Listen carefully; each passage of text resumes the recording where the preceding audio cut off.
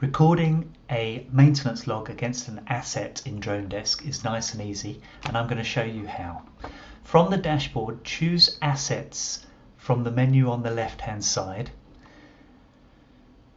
Choose the asset that you would like to record maintenance against.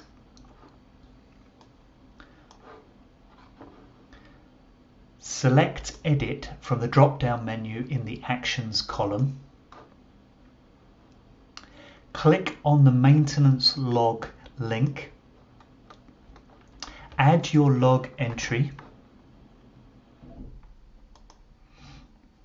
You will see that it is time and date stamped, as well as adding the initials of the user currently logged into Dronedesk.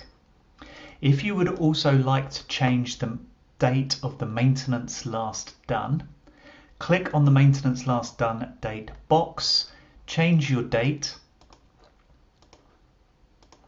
This will reset the timer and therefore the alerts that you will receive on Dronedesk dashboard. And don't forget to save changes.